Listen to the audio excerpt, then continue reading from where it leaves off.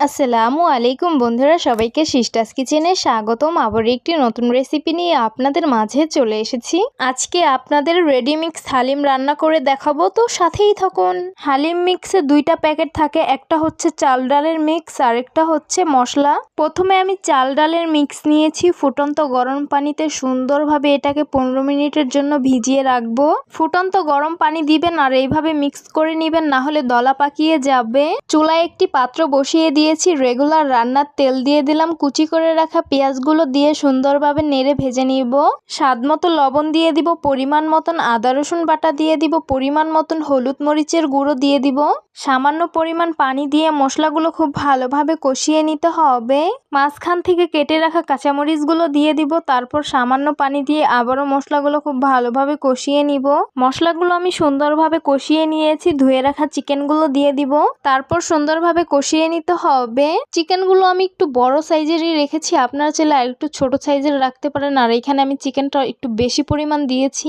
এখন হালিম মিক্সের মশলার প্যাকেটটা দিয়ে দিব, সামান্য পরিমাণ মশলা রেখে দিব পরবর্তীতে দেওয়ার জন্য। হাফ চামচ পরিমাণ জিরা গুঁড়ো দিয়ে দিব, হাফ চামচ পরিমাণ চিলি ফ্লেক্স দিয়ে দিব। আপনারা যদি স্পাইসি না খেতে চান তাহলে স্কিপ করতে পারেন। এই তো চিকেনগুলো আমি সুন্দরভাবে কষিয়ে নিয়েছি। ফুটন্ত গরম পানিতে চাল ডালের মিক্সটা আমি ভিজিয়ে রেখেছিলাম, সেগুলো সুন্দরভাবে ভিজে গেছে। চাল ডালের মিক্সটা এখন আমি চিকেনের সাথে অ্যাড করে দিব, তারপর অফ ক্যামেরায় সামান্য পরিমাণ পানি অ্যাড করে দিয়েছি। এই তো বলক চলে এসেছে। চাল ডালের মিক্সটা গরম পানিতে ভিজিয়ে রাখার কারণে এত তাড়াতাড়ি হয়ে গেছে, আর যদি না ভিজাতাম তাহলে কিন্তু এত তাড়াতাড়ি হতো না। সামান্য মশলা রেখে দিয়েছিলাম, সেটাই এখন দিয়ে দিলাম আর সুন্দরভাবে নেড়ে মিশিয়ে নিব। এটা উপর দিয়ে দেওয়ার কারণ হলো এটার সুন্দর স্মেলটা থেকে যাবে, আগেরটা তো স্মেল চলে গেছে সেই জন্য। এই তো আমার হালিমটা একদম রেডি, নামিয়ে সার্ভ করে নিব। হালিমগুলো পাতলা দেখা যাচ্ছে, নামিয়ে ফেললে ঘন হয়ে যাবে। রেডি মিক্স হালিম রান্না সার্ভ করে নিলাম। দেখতে অনেক বেশি লোভনীয় লাগছে আর খেতে কিন্তু অনেক বেশি স্পাইসি হয়েছে। যে কোনো মাংস দিয়ে এই হালিমটা রান্না করেন না কেন, খেতে কিন্তু অনেক বেশি ভালো লাগবে। গরুর মাংস, চিকেন, গরুর ছাটি, গরুর নল্লি আর হচ্ছে শক্ত মুরগি, এগুলো দিয়ে রান্না করলে আসলে অনেক বেশি ভালো লাগে খেতে।